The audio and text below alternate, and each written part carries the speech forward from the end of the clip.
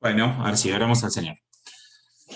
Gracias te damos, Señor, por este momento que vamos a compartir nuevamente tu palabra. Señor, gracias por todo lo que estamos aprendiendo, Señor, poco a poco, por todo lo que nos enseñas a través de las Escrituras. Señor, nos queremos someter a ti, Señor, para pedirte que guíes todo lo que vamos a hablar, Señor. Sometemos nuestra vida.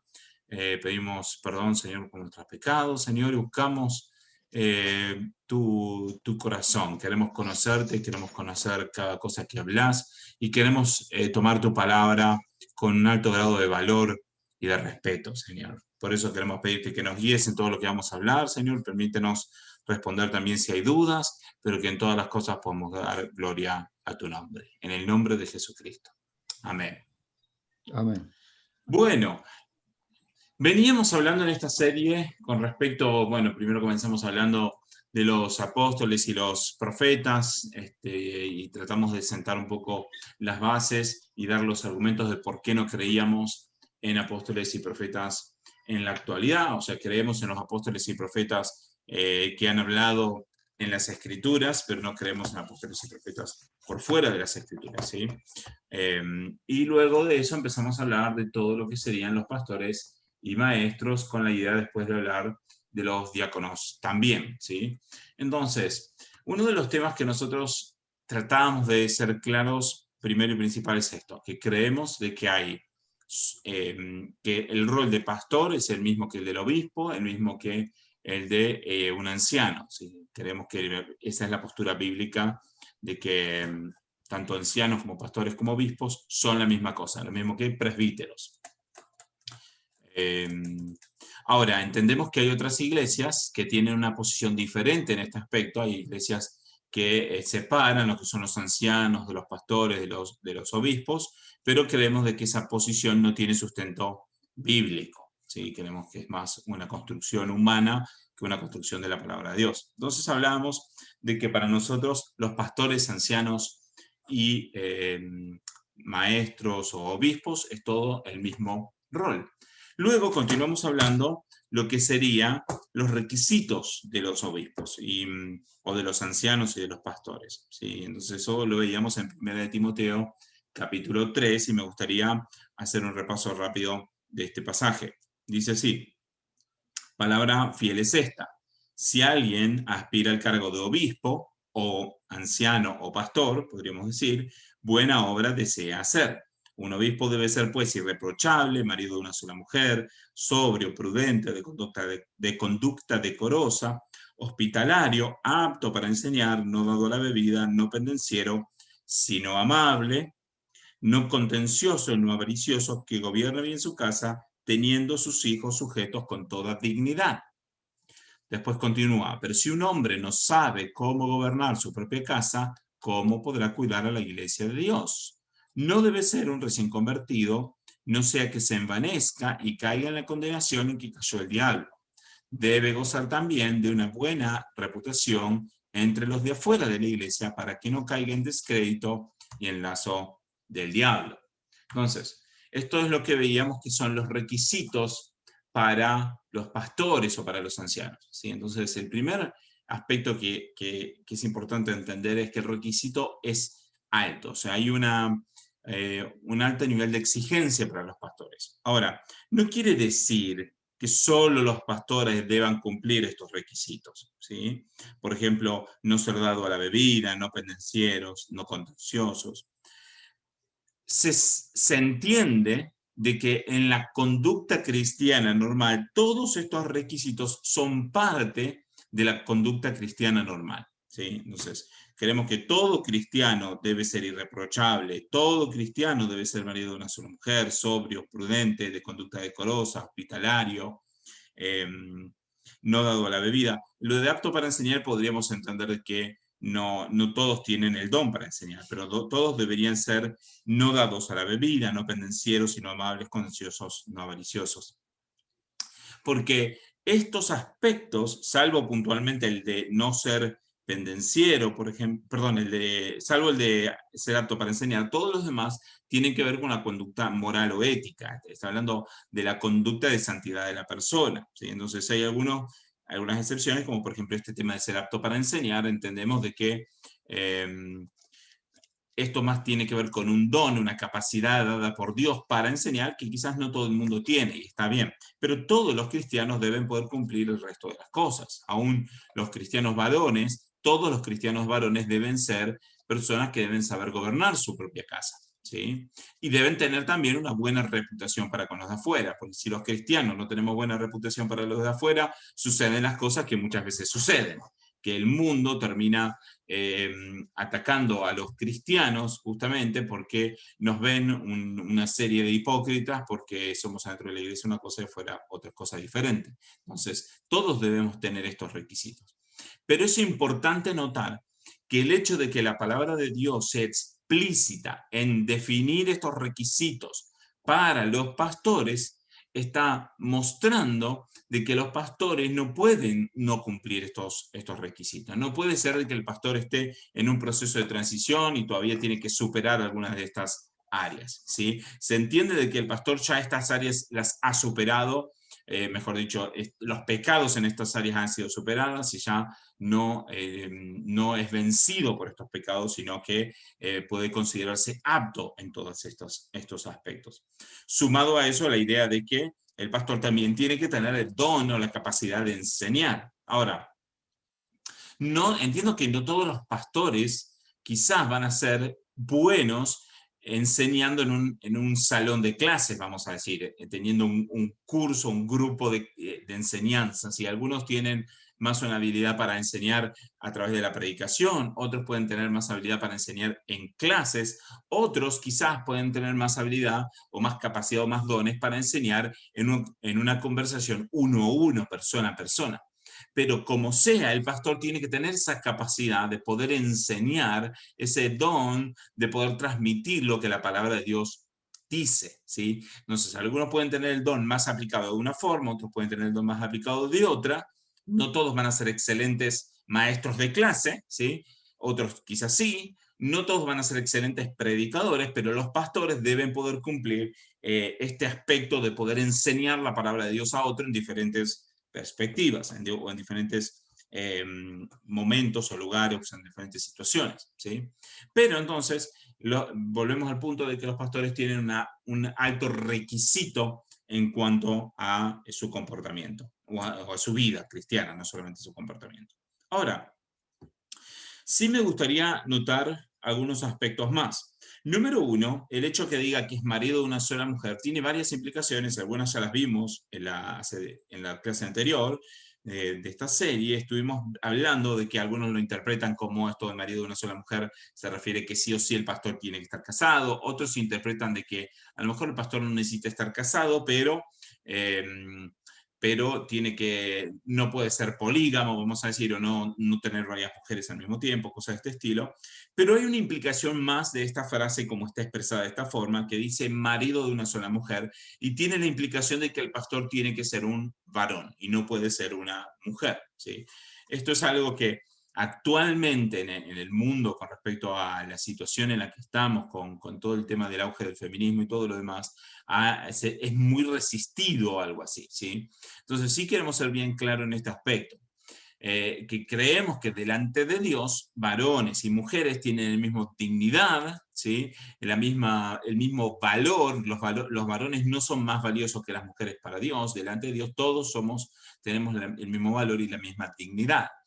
Pero entendemos que no somos iguales en el sentido de que Dios nos ha diseñado de formas diferentes para cumplir roles diferentes. Y bueno, ya hablamos bastante de este aspecto o de estos temas cuando hablamos de la serie de los aspectos sociales hace unos meses atrás. Pero teniendo en claro esto, de que desde la perspectiva de Dios, tanto varones como mujeres tenemos la misma dignidad, también entendiendo que que Dios nos ha establecido en la tierra para cumplir diferentes roles, entonces nosotros entendemos de que el rol del pastorado ha sido designado para los varones y no para las mujeres, ¿sí? Entonces en este aspecto somos claros. Entonces, si la acusación viene por el lado de que los cristianos somos machistas, para nosotros es una acusación inválida, porque entendemos que el hombre no es más digno que la mujer, sino entendemos que simplemente tiene un rol diferente. Si la acusación viene por el lado de que nosotros no creemos en la igualdad, no creemos en la igualdad. Creemos en las diferencias, en que somos diferentes, y esto no es malo. Creemos de que las diferencias no son malas, son buenas. En el mismo aspecto podríamos decir la diferencia entre personas de piel negra o personas de piel blanca. Entendemos las diferencias y está bien que haya diferencias, pero eso no hace a ninguno de los grupos menos valioso que el otro. Somos todos igualmente valiosos, pero hay diferencias. De forma similar, entendemos que, por ejemplo, los varones somos diferentes a las mujeres, no solamente físicamente, sino también en cuanto a veces a capacidades o a veces en varios aspectos más, ¿sí? Pero el punto entonces aquí es que, más allá de las diferencias en capacidades o las diferencias físicas que tengan los hombres y las mujeres, hay una diferencia en cuanto a responsabilidad, en cuanto a rol, y que Dios ha establecido que el pastorado sea ejercido por los varones. Entonces entendemos que más allá de los dones, esto es establecido por Dios. ¿Por qué? Porque muchos entonces van a venir diciendo, ¿puede una mujer tener las capacidades de conocer la palabra de Dios tan profundamente como un varón y de enseñarla tan bien como un varón o un mayor? Y la respuesta es sí. Puede haber mujeres que puedan aprender la palabra de Dios más profundamente y puedan enseñar la palabra de Dios mejor, pero Dios ha establecido los roles por una razón, y entonces aquí el tema de que el pastorado es para los varones y no para las mujeres, no tiene que ver directamente con un tema de capacidad, sino que tiene que ver con un establecimiento de parte de Dios. Entonces, si una mujer que tiene los dones para el pastorado, que tiene mejor dicho, las habilidades, ¿no?, para enseñar, más que los dones para el pastorado, más, tiene las habilidades para enseñar o tiene la capacidad de comprender y conocer la palabra profundamente, no debe ser pastor, porque si se hace pastor o pastora, entonces básicamente lo que está haciendo es incumplir un mandato de Dios. Entonces, en esta perspectiva, una mujer con tal conocimiento que se haga pastora, lo que está haciendo es rebelarse en contra de la misma palabra de Dios que pretende predicar. Entonces, no puede una persona que se está revelando a la palabra de Dios querer enseñarla, ¿sí?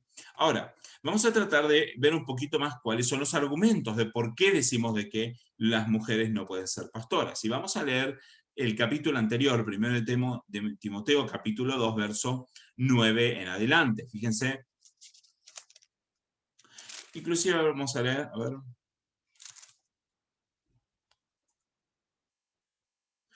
Sí, 9 en adelante. Dice así: asimismo, dice que las mujeres se vistan con ropa decorosa, con pudor y modestia, no con peinado ostentoso, no con oro o perlas o vestidos costosos, sino con buenas obras como corresponde a las mujeres que profesan la piedad. Que la mujer, escuche esto, aprenda calladamente con toda obediencia. Yo no permito que la mujer enseñe ni que ejerza autoridad sobre el hombre, sino que permanezca callada, porque Adán fue creado primero después de Eva, y Adán no fue él engañado, sino que la mujer, siendo engañada completamente, cayó en transgresión, pero se salvará engendrando hijos si permanece en fe, en amor y santidad con modestia. Entonces vamos a tratar de entender un poquito este pasaje, porque si lo leemos rápidamente podemos llegar a algunas conclusiones que no son tan acertadas, pero vamos a tratarlo de analizar un poquito. Entonces, primeramente, en el versículo 9, Pablo está tratando de establecer digamos, aspectos que tienen que ver con la conducta y con la vestimenta, ¿sí? Pero especialmente con la conducta que hay detrás de la vestimenta que usa la mujer, ¿no? Entonces dice, las mujeres, y aquí está hablando de todas las mujeres cristianas, no está hablando de las pastoras o las líderes o algo por el estilo, está hablando de las mujeres, dice, se vistan con ropa decorosa, con pudor y modestia. Entonces, ya de por sí esto es un quiebre en nuestra sociedad actual, en donde muchas veces, bueno, las mujeres, a veces los hombres también, ¿no? No es que es solamente culpa de las mujeres, pero muchas veces ocurre esto de que hay falta de modestia o decoro o pudor en la forma en que las mujeres a lo mejor se visten, sobre todo cuando se acercan a la iglesia. Y entendemos de que cuando una mujer va a la iglesia, lo mismo que un varón, ¿sí? No es que acá esto aplica solamente para las mujeres, y lo hace, se viste de una forma poco decorosa, lo que está haciendo es afrentar a Dios, está siendo rebelde delante de Dios, está tratando de desestimar a Dios. Ahora, quiero ser bien específico en este aspecto. Aquí está hablando de una conducta que está motivada por una actitud del corazón. Entonces, no está hablando, por ejemplo, de una mujer que por falta de dinero viene con ropas sucias, ¿sí? Simplemente porque no tiene dinero para comprar o ropa rota, ¿no? No tiene dinero para comprar o no puede lavar por diferentes circunstancias. Aquí está hablando de mujeres que se visten inapropiadamente de alguna forma voluntaria, ¿sí? Entonces no está esto atentando en contra de una falta de dinero o de posibilidades, sino está atentando en contra de una intención de no vestir bien o de una falta de intención de vestir con el decoro apropiado para las cosas del Señor, ¿sí? Entonces, después continúa diciendo, no con peinado ostentoso, no con oro o perlas o vestidos costosos, sino con buenas obras, como corresponde a las mujeres que profesan la piedad. Entonces, aquí está hablando sobre todo por algo que sucedía en aquel tiempo, era que hay veces que las mujeres de dinero iban con peinados ostentosos, que les salía muy caro poder llevar, ¿sí? O con ropa muy costosa o con perlas. Entonces, eso hacía de que las otras mujeres que no tenían tales capacidades económicas se sintieran disminuidas o menospreciadas por el hecho de que las otras tenían un mayor dinero. Entonces, aquí lo que está hablando es que todas las mujeres se vistan con pudor, pero con modestia. ¿Para qué? Para que pueda haber unidad y no haya determinadas mujeres que estén vestidas de forma lujosa y otras que estén pasando un mal momento por no tener el dinero, ¿no? Pero después dice verso 11, y aquí es donde nos queremos detener un poquito más. Dice, que la mujer aprenda calladamente con toda obediencia. Entonces, el aspecto principal es la obediencia que debe mostrar la mujer en la congregación. Entonces dice que aprenda con toda obediencia. En este aspecto de calladamente, sí entiendo de que en un sentido hay una cuestión cultural, ¿sí? En donde en aquel momento las mujeres no hablaban en reuniones públicas como lo hacen en la actualidad, ¿sí? Entonces entendemos que hay cierto aspecto cultural, pero además de eso, tenemos que entender esto, sobre todo en las culturas judías, o mejor dicho, griegas también en aquel tiempo, se utilizaba una forma de aprendizaje que era por medio de preguntas retóricas, ¿sí? No solamente de aprendizaje, sino de enseñanza y de debate por medio de preguntas retóricas, ¿no? Como por ejemplo cuando Nicodemo le estaba delante de Jesús y Jesús le dijo, es necesario nacer de nuevo. Nicodemo dice, ¿cómo puede el hombre volver al vientre de su madre y volver a nacer?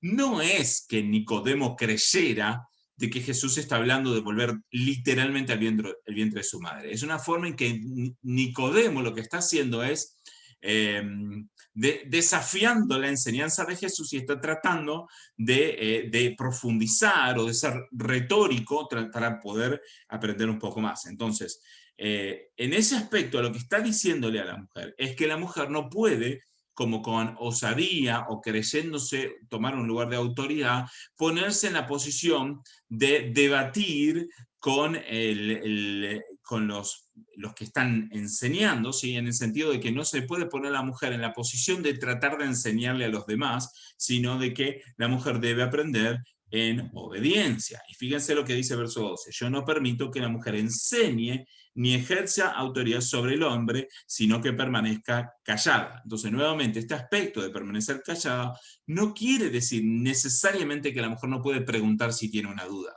Lo que la mujer no puede hacer es tratar de desafiar la autoridad de la iglesia, la autoridad establecida de la iglesia, ¿sí? O sea, hacerlo de una forma desafiante, ¿sí? Entonces, desde mi perspectiva es entendible y aceptable, por ejemplo, que mujeres puedan hacer preguntas con humildad en la congregación, sí, pero no sería aceptable que se pongan en la posición de tratar de debatir eh, o tomar autoridad sobre el varón, porque fíjense lo que dice de nuevo, verso 11, yo no permito que la mujer enseñe ni ejerza autoridad sobre el hombre, sino que permanezca callada. Entonces el aspecto principal tiene que ver con que la mujer no debe ejercer autoridad sobre el varón. Entonces si una mujer entendemos, pregunta algo en la congregación, o pregunta a sus pastores, en una clase o lo que sea, lo hace con humildad, no estaría, desde mi perspectiva, yendo en contra con este pasaje.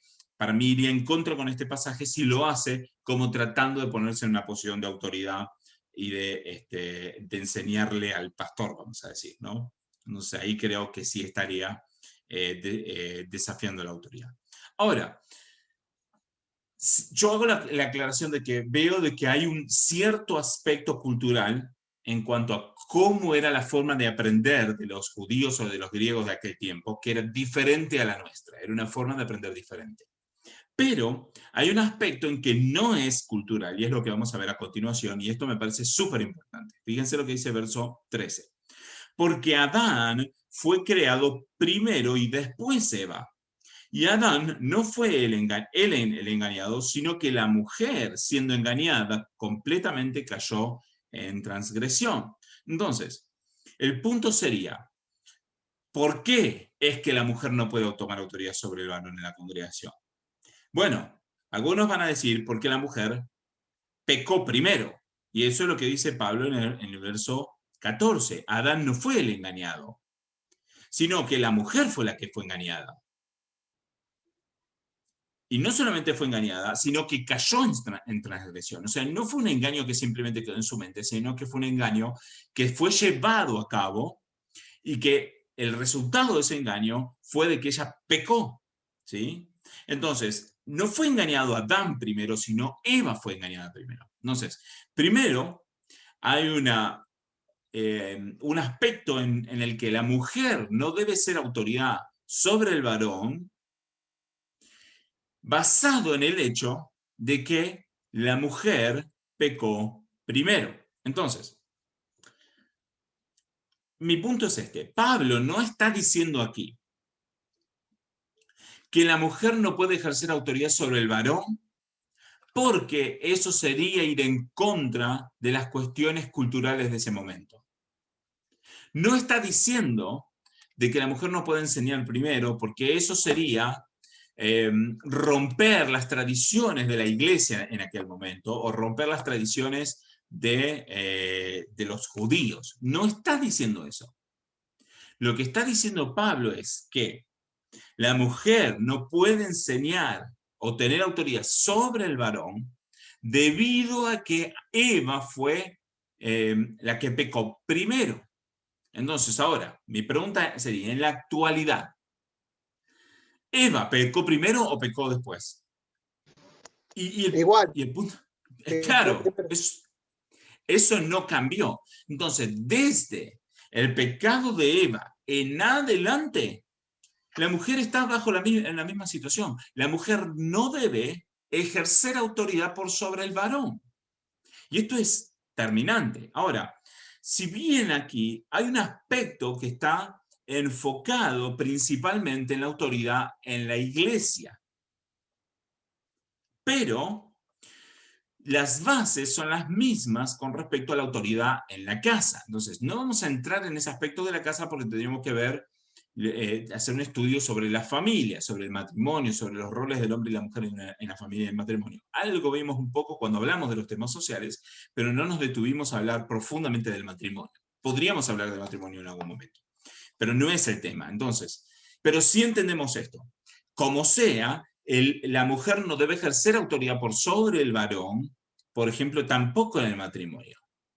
Pero, aunque dejemos el matrimonio afuera, aquí está hablando de la congregación, ¿sí? La mujer no debe ejercer autoridad sobre el varón porque la mujer pecó primero y eso se mantiene a lo largo de toda la historia, ¿sí? Entonces, ahora van a venir los movimientos progresistas y vamos a decir, ¿por qué la iglesia no se actualiza? Entonces es simple, para que la iglesia se actualice tendría que venir Dios mismo y cambiar la palabra de las escrituras en absolutamente todas las escrituras que existan en el mundo. O venir Dios mismo a decir, vengo a cambiar lo que dije antes.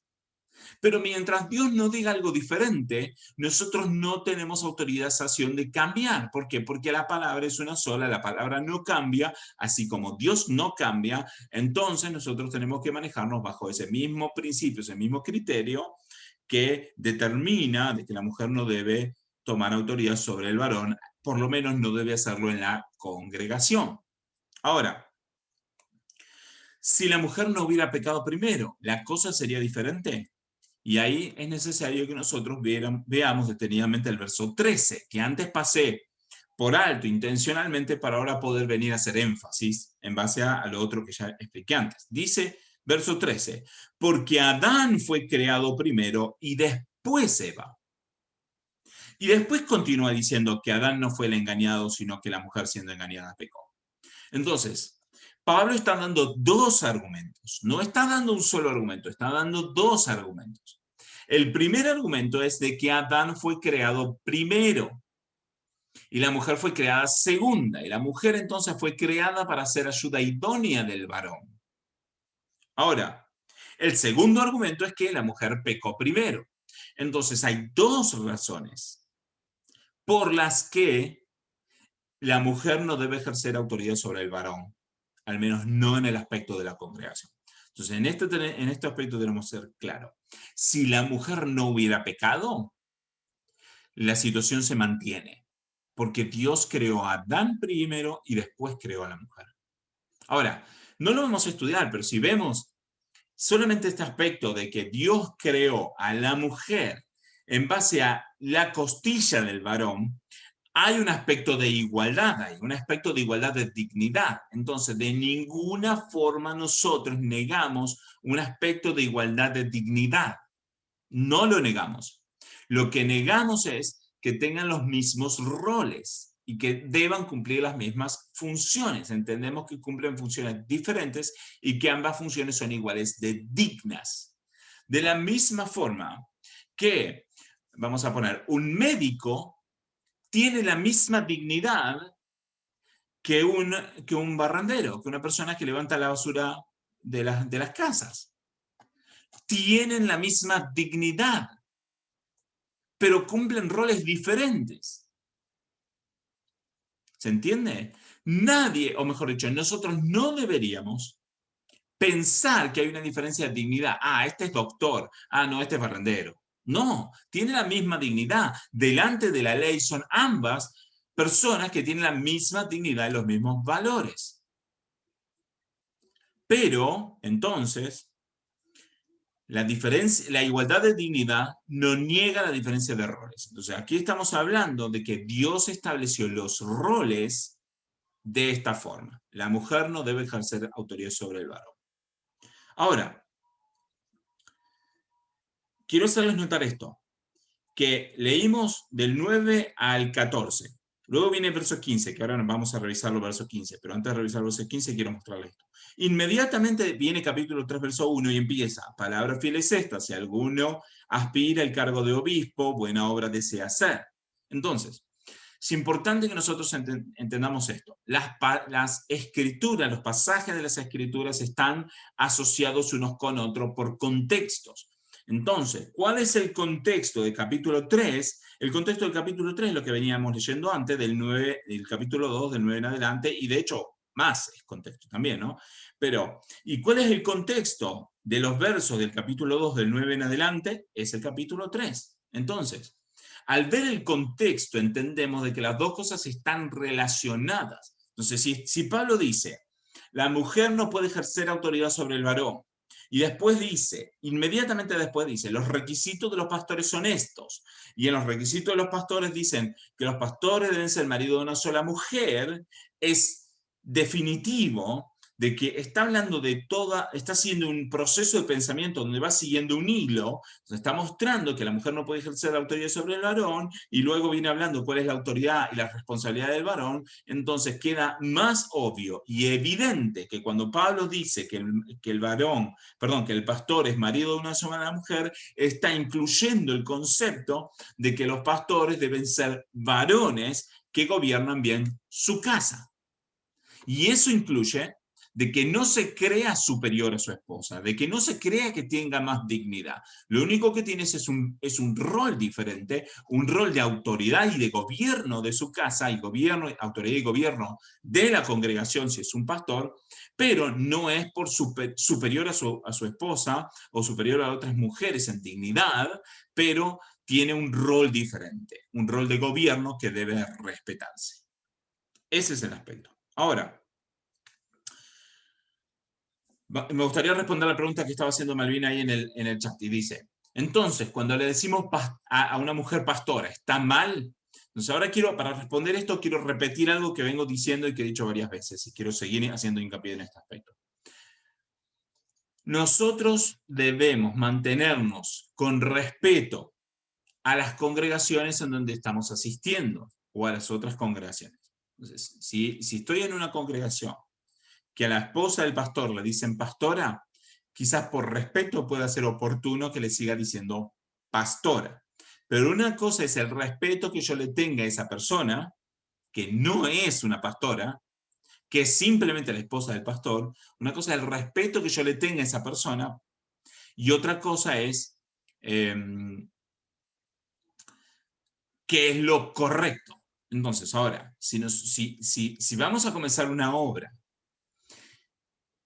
y lo vamos a hacer de acuerdo a los mandatos de Dios, la mujer no puede ser pastora. Pero si estoy en una congregación diferente, debo respetar esa congregación, aunque entienda que la palabra de Dios dice otra cosa diferente a lo que sucede en la congregación. ¿Respondes a tu pregunta, Malina?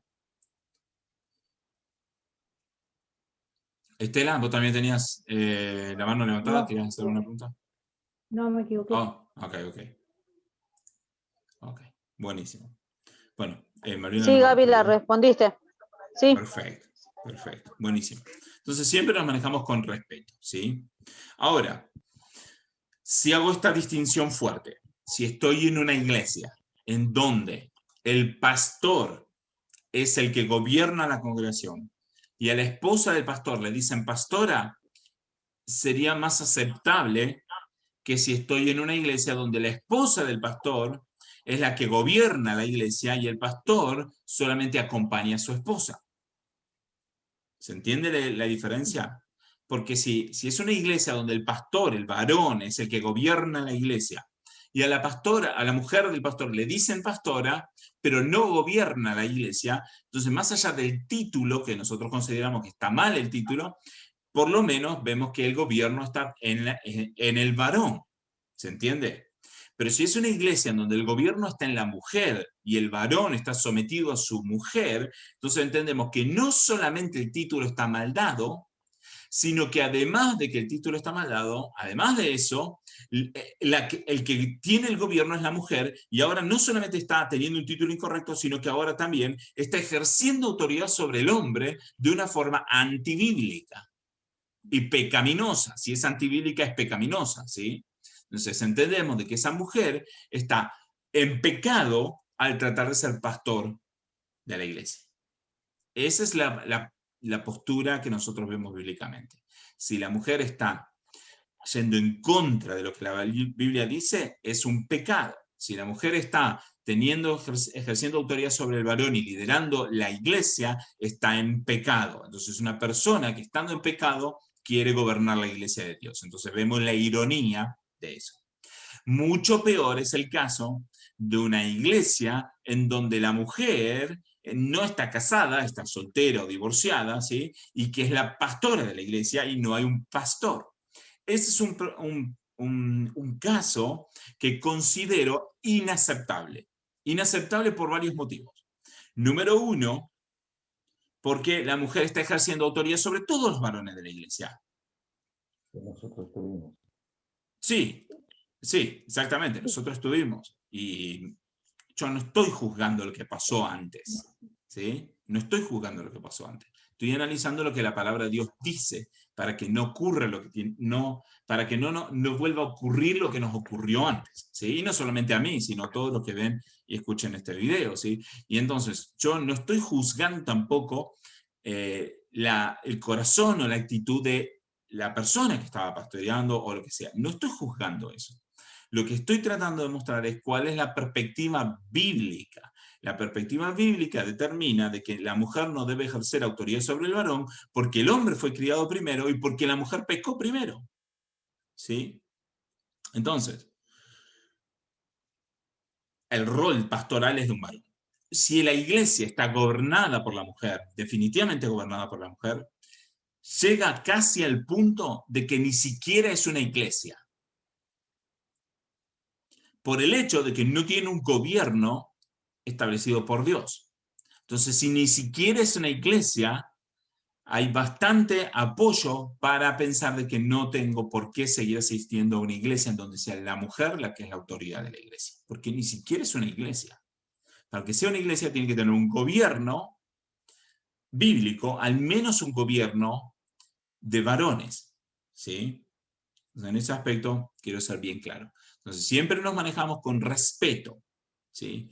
Pero si uno está asistiendo a una iglesia donde el varón gobierna, aunque a la mujer también se le llame pastora, aunque ejerza cierto gobierno, vamos a pensar de que es en cierto aspecto aceptable que uno pueda asistir a una iglesia así, temporalmente, ¿sí? Pero si la iglesia es directamente gobernada por mujeres, hay totalmente apoyo bíblico para no asistir más a esa iglesia porque es una pseudo iglesia. ¿Sí? Bien.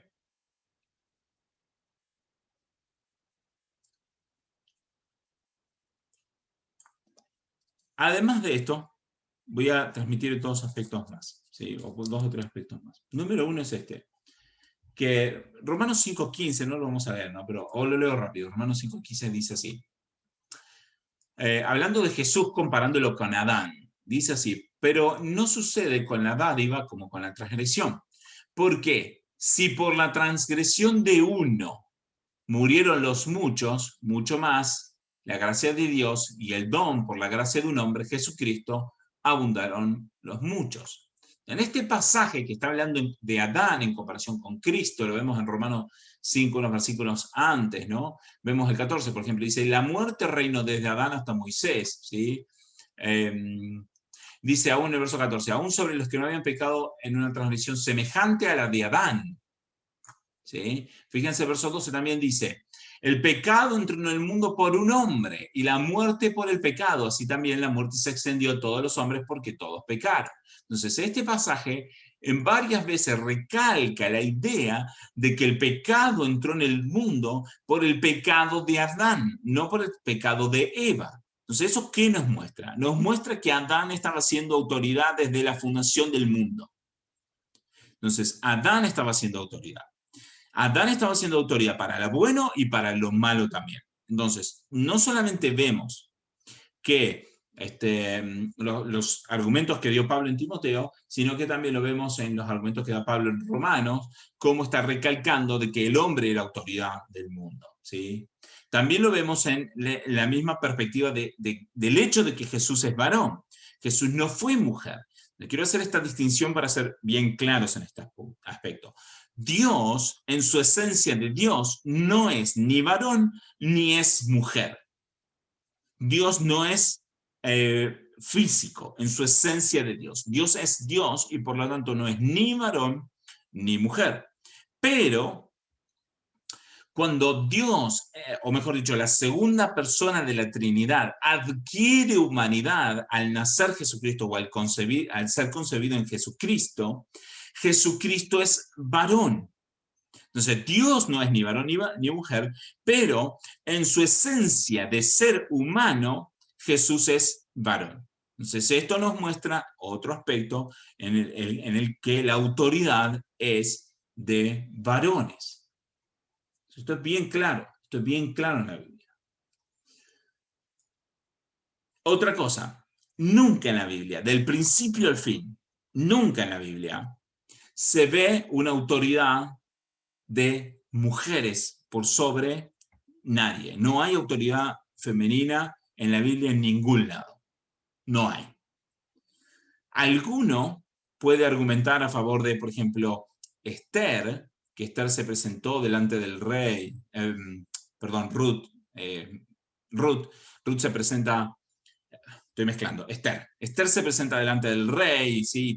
Y debido a lo que Esther hizo de presentarse delante del rey, entonces ella consigue una salvación para el pueblo de Israel. Pero aquí lo que vemos es que Esther, aun cuando se presenta delante del rey que no era judío, Esther no era autoridad. Esther se presenta con humildad delante del rey, ¿sí? Y lo que consigue Esther es no debido a una autoridad, sino lo que consigue debido a su humildad, ¿sí? Aún la historia de Ruth muestra cómo Ruth estaba bajo autoridad y se puso bajo la autoridad de Booz, el que fue después su esposo. Ahí estaban preguntando por la historia de Débora, ya lo vi, ahí lo está preguntando Malvina y Martín, y ahí va a ir esta historia de Débora, que es bien importante. Si leemos la historia de Débora, y vamos a leer solo un pasaje, unos pocos versículos, Jueces capítulo 4, ¿sí? ¿Cuál es el punto? El punto era que Débora era profetisa, no era autoridad sobre la iglesia, sobre el pueblo de Israel, era profetisa. La autoridad, ¿quién era? Era el rey Barak, ¿sí? Entonces, si leemos el pasaje, Jueces capítulo 4, voy a leer solamente unos versículos. Dice, verso 4, dice, Débora profetisa, mujer de Lapidot, juzgaba a Israel en aquel tiempo y se sentaba debajo de la palmera de Débora entre Ramá y Betel. En la región montañosa de Efraín, los hijos de Israel subían a ella para pedir juicio, ¿sí? Lo que ella tenía era palabra de sabiduría para juzgar, ¿sí? Algunos aspectos, ¿sí? Tenía palabra de sabiduría, era profetisa, ¿sí? Pero no era autoridad, gobierno sobre Israel. Y ella mandó a llamar a Barak. Barak, ¿quién era? Era un varón, ¿sí? Que era juez también en aquel tiempo, era un hombre de guerra, ¿sí? Hijo de Abinoam, de sedes de Neftali, y le dijo, esto ha ordenado el Señor. Ella le dio una profecía, ¿sí? Dios de Israel, ve y marcha al monte de Tabor y lleva contigo a 10.000 hombres de los hijos de Neftalí y de los hijos de Zabulón. Y yo traeré hacia ti a Sísara, comandante del ejército de Javín, con sus carros y sus muchas tropas al torrente de Sisón, y lo entregaré en tus manos. Entonces, ¿qué hizo Débora? Débora le dio una profecía de parte de Dios. Y Barak le respondió, si tú vas conmigo, yo iré, pero si no vas conmigo, no iré. Entonces, Barak, ¿qué es lo que estaba diciendo? Barak está diciendo, yo no puedo asumir la autoridad solo de este pueblo. Y ella le respondió, voy a ir contigo. Sin embargo, el honor no será tuyo en la jornada que vas a emprender, porque el Señor venderá a Sisa en mano de una mujer. Entonces Débora se levantó y fue con Barak a Sedes. ¿Qué es lo que pasó? Débora le está diciendo a Barak, como no quisiste ejercer tu autoridad de varón, tomar el ejército e ir a vencer con tu autoridad de varón, sino que recurriste a la autoridad de una mujer, entonces Dios te va a hacer pasar un papelón, una afrenta. ¿Y cuál va a ser tu papelón? Que a tu enemigo lo va a matar una mujer. Entonces, si lo vemos claramente de este aspecto, vemos que si bien Débora tomó cierta autoridad porque fue con Barak a la guerra, pero esto fue para vergüenza del varón. No fue que Dios estuviera tratando de glorificar a la mujer. Dios está afrentando al varón por no haber tomado la autoridad que al varón le correspondía tomar. Entonces, hay otro aspecto aquí, que Débora no está buscando ella tomar la autoridad. Débora no está buscando tomar la autoridad. Débora debe tomar la autoridad porque el varón no la tomó. Pero ella no buscó la autoridad. La autoridad la tuvo que tomar a la fuerza de alguna forma Débora. Si Débora hubiera querido buscar tomar esa autoridad, hubiera sido pecado de Débora. Pero como Barak no tomó la autoridad, entonces Débora lo tuvo que hacer para papelón de Barak, del que tenía que tomar esa autoridad. Ahora, si lo vemos así, entonces tenemos que tener claro en este aspecto, es que los varones que cumplan los requisitos para el pastorado, ¿sí?, que han sido llamados para el pastorado, deben tomar esa autoridad. Y la mujer no debe buscarla. ¿Se entiende? Una mujer que busca la autoridad pastoral está en pecado. Y un varón que tiene el llamado a buscar esa autoridad pastoral y lo rechaza y busca que sea una mujer la que tome ese lugar, está en pecado. De las dos cosas tienen que suceder, ¿sí? El hombre no tiene que pesarle la cabeza a la mujer. La mujer debe entender voluntariamente que tiene que estar sujeta a su marido y sujeta a sus pastores. El hombre no puede imponer esa autoridad sobre la mujer, ni sobre su esposa, ni sobre la iglesia. El hombre debe buscar la autoridad como con prudencia, con conducta decorosa, con capacidad para enseñar, con guiar bien su casa y con todas estas, con estos otros requisitos saludables. ¿Responde la pregunta con respecto a Débora? Sí, ok, perfecto. Entonces, cuando alguien dice que el ejemplo de Débora muestra la autoridad del varón, justamente pensemos esto, es que la excepción lo que hace es confirmar la regla, ¿sí? Entonces, ¿cuál sería el punto? El punto es este, que los que utilizan este argumento están tratando de decir, hay una excepción, la excepción es Débora.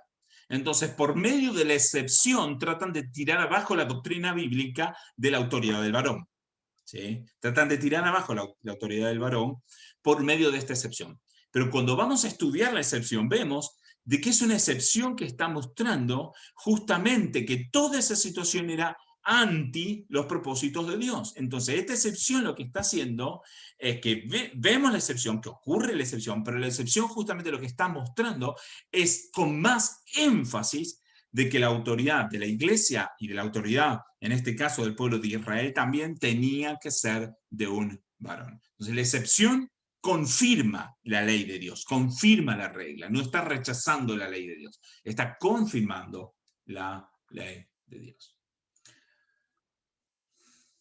Bien, ahora, me quedan pocos minutos, ¿no? Pero quiero ver solamente dos aspectos más. Segunda de Timoteo, rápido unos pocos versículos. Segunda de Timoteo, capítulo 4, verso 1 en adelante. Fíjense, solamente voy a leer uno o dos versículos y podemos volver. Es posible, quizás me gustaría volver a esto dentro de poco tiempo, ¿no? Pero fíjense lo que dice.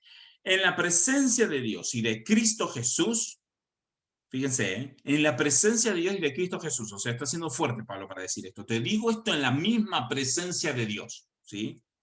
Pero no en la presencia de cualquier Dios. Dice, en la presencia de Dios y de Cristo Jesús, que ha de juzgar a los vivos y a los muertos. O sea, lo que te voy a decir, te lo digo, delante de Dios que va a juzgar todas las cosas. Fíjense la fuerza de lo que va a decir. Dice, por su manifestación y por su reino. Esto tiene que ver con la segunda venida. Lo vamos a estudiar quizás en un futuro, ¿no? Dice, te encargo. Pero no te encargo como uno dice, ok, anda a comprar el almacén. Dice, te encargo solemnemente. Predica la palabra. Insta a tiempo y fuera de tiempo. Amonesta, reprende, exhorta con mucha paciencia e instrucción. Entonces, mi punto aquí sería de que la responsabilidad de los pastores, ya vimos los requisitos vimos también incluido el hecho que tenga que ser varón. Y ahora entonces vemos cuál es el rol principal del pastor. El rol principal es predicar la palabra de Dios, instar a tiempo y fuera de tiempo, o sea, predicar la palabra de Dios cuando es el momento oportuno. Cuando no es el momento oportuno, predicar la palabra de Dios igual, predicar la palabra de Dios en todo tiempo. Y esto muchas veces se utiliza enfocado en el evangelismo, pero el enfoque principal acá no está en el evangelismo, sino en cuidar la enseñanza cristiana, aunque también se puede aplicar para el evangelismo, pero el enfoque principal está en cuidar la enseñanza cristiana. Entonces, ¿qué es lo fundamental que tiene que hacer el pastor? Predicar la bendita palabra de Dios y cuidar y asegurar de predicar la palabra de Dios y no otra cosa. Amonesta, reprende, exhorta con mucha paciencia e instrucción. Entonces, amonesta, reprende, exhorta. ¿Por medio de qué? de la palabra de Dios.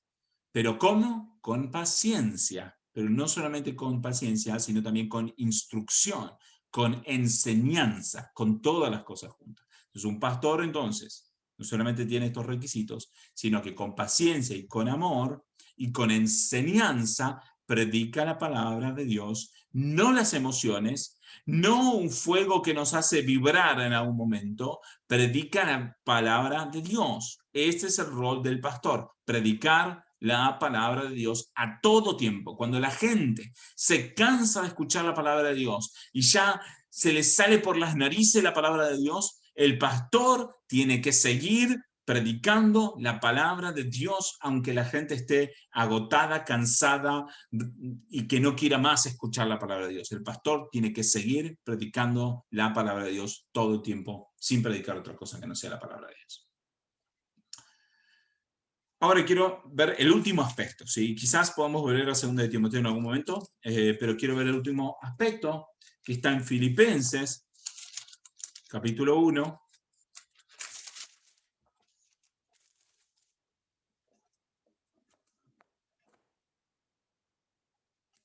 Fíjense, dice, Pablo y Timoteo. Él comienza la carta, ¿sí? a los filipenses. Dice, Pablo y Timoteo, siervos de Cristo Jesús, a todos los santos en Cristo Jesús que están en Filipos, incluyendo a los obispos y diáconos. Dice, gracia a ustedes y paz de parte de Dios nuestro Padre y del Señor Jesucristo. Entonces, en aquel tiempo, cada ciudad tenía una única iglesia, por varios motivos. Primero, la iglesia, las ciudades no eran tan grandes como ahora, aunque algunas podían ser muy grandes. Segundo, es que las iglesias cristianas recién estaban empezando a crecer, digamos, y cuando se llegaba a una ciudad se predicaba y a lo mejor el grupo de creyentes era relativamente pequeño. No es como ahora que a lo mejor en Rosario podemos tener, no sé, 800 iglesias y cada una de esas 800 iglesias tiene 50 personas, ¿sí? Entonces estamos hablando de un montón de gente. No, el grupo era relativamente más reducido que el de ahora. Entonces, en aquel tiempo cada ciudad tenía una única iglesia. Entonces, cuando Pablo envía la carta a Filipenses, se está enviando una carta a toda la iglesia de Filipo. ¿Sí? No está enviando solamente a la iglesia que está en tal calle, sino está enviando a toda la iglesia de Filipo. A toda la gente, a todos los que son cristianos, que eran una única iglesia organizada. ¿Sí? Pero fíjense lo que dice aquí. Dice que la carta es a todos los santos, o sea, a todos los cristianos. En Cristo Jesús, dice que están en Filipos, a todos los cristianos en Filipo. Pero después profundiza y dice, incluyendo, o sea, especialmente. ¿A quiénes? A los obispos y a los diáconos. Aunque no empezamos todavía a entrar con el tema de lo de los diáconos, ya lo vamos a tocar, pero mi punto aquí es que está hablando de los obispos o pastores en plural, no en singular. No está hablando, no dice incluyendo al obispo y a los diáconos. No está diciendo a los ancianos y a los diáconos, está hablando del obispo. Perdón, a los obispos en plural y no al obispo en singular. Entonces, aquí vemos, y de la misma forma, esta palabra, o digamos, siempre que el Nuevo Testamento habla de obispos, ancianos o pastores, siempre habla en plural. Siempre habla en plural, nunca habla en singular. Salvo en ejemplos, por ejemplo, Pedro dice en un momento, dice, yo, Pedro, anciano junto con ustedes. Entonces ahí habla en singular porque está hablando de sí mismo, Pedro. ¿Sí? Pero salvo en casos específicos como ese, nunca la palabra de Dios en el Nuevo Testamento habla de obispos, pastores o ancianos en singular, siempre habla en plural. Y especialmente en este caso, cuando vemos que en una sola iglesia está hablándose a todos los obispos de la iglesia. Entonces, el entendimiento, ¿cuál es? Es que todas las iglesias deberían tener un grupo de pastores, ancianos, obispos, no un solo pastor, sino un grupo de pastores. Que el modelo bíblico para la iglesia es de que deben tener un grupo de pastores y no un solo pastor. Es una iglesia que tiene un solo pastor, puede tener un solo pastor por una cuestión de transición, ¿sí? Pero si no es por una cuestión transicional, entonces es una iglesia que no tiene una estructura bíblica, porque la Biblia habla de que los obispos y los ancianos tienen que ser muchos, ¿sí? Entonces, quiero dejarles esta idea, que una iglesia que tiene un único pastor que gobierna todo, no tiene un modelo bíblico. El modelo bíblico es que hay un grupo de pastores y que ese grupo de pastores están en igualdad de condiciones. No es que hay un pastor que es superior a todos los demás y un pastor que manda y gobierna a los otros pastores y los otros pastores mandan a la iglesia. No, no vemos una diferencia así como de jerarquía entre algunos pastores y otros. Vemos que la palabra de Dios habla siempre de que la iglesia tiene que tener un grupo de pastores, un grupo de hombres, de varones que cumplen este rol pastoral y que están todos a la misma autoridad, en la misma dignidad. Lo que puede haber son diferencias de roles o funciones entre un grupo de pastores. Entonces, como decía antes, por ejemplo, algunos pastores pueden ser mejores para predicar, otros pastores pueden ser mejores para visitar gente y enseñar en el 1 a 1, otros pueden ser mejores para enseñar en grupos de clases, pero entonces, digamos, debido a que tienen diferentes dones, es posible que los pastores tengan que cumplir diferentes roles en la congregación. Entonces, haya un pastor que se dedique a la predicación, otros pastores que se dediquen a la enseñanza, otros pastores que se dediquen a otras áreas.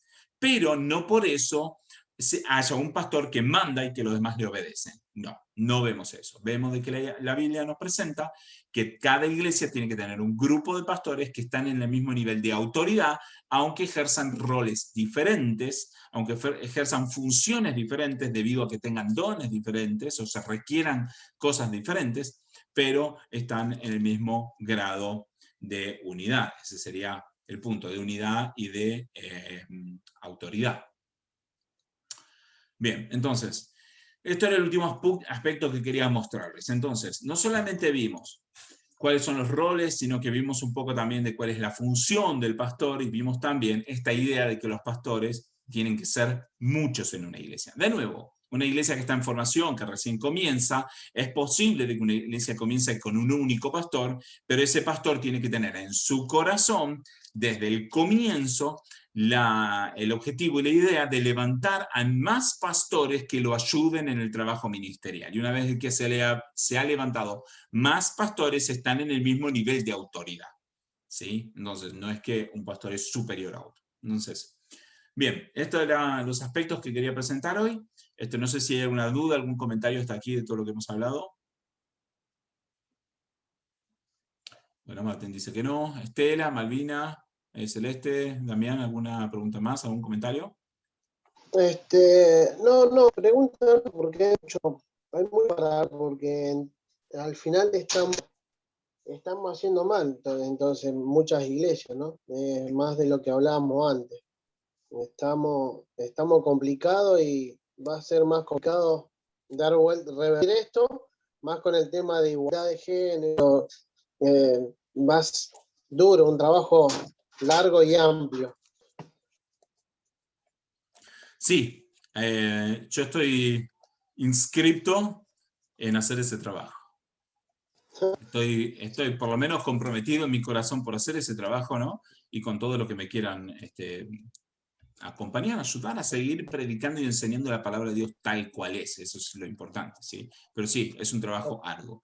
Y como decíamos antes, bueno, creo que justo en ese momento, no sé si te habías caído en ese momento, pero justo Malvina hacía pregunta, bueno, ¿qué pasa si en una iglesia hay una pastora, ¿no? Entonces tratábamos de responder eso, y la respuesta era la misma que hablamos con vos, creo que no sé si la semana pasada o la anterior, es que nosotros nos manejamos con respeto, no vamos a tratar, digamos, de faltar el respeto a alguien, digamos, que es pastor, y digamos, no, yo no le voy a decir pastora porque no es pastora. Entonces todo el mundo le dice pastora menos yo, entonces yo estoy pasando un mal momento, la persona se siente incómoda. No tiene sentido, porque Dios no nos llamó a eso, ¿sí? Ahora, una cosa es que yo le hablé con respeto y todo lo demás, otra cosa es que yo crea de que esa mujer tiene el rol de ser pastora. No, creo que no tiene el rol de ser pastora. Puede tener dones, o mejor dicho, no dones, porque Dios no da dones para cumplir funciones que después va a prohibir. ¿sí? No, a lo mejor Dios le da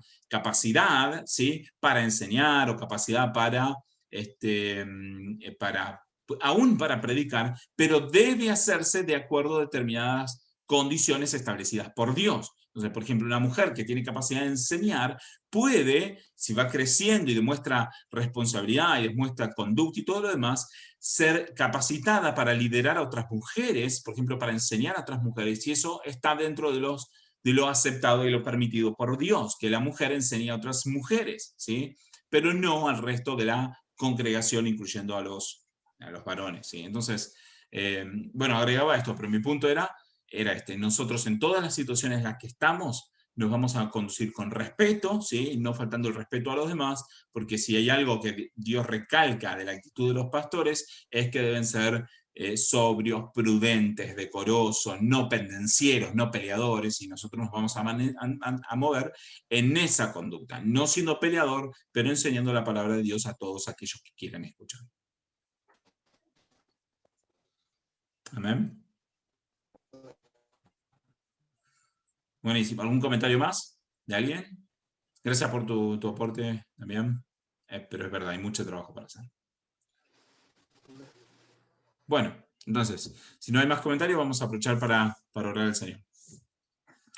Gracias, Señor, te damos por este tiempo que hemos podido compartir tu palabra.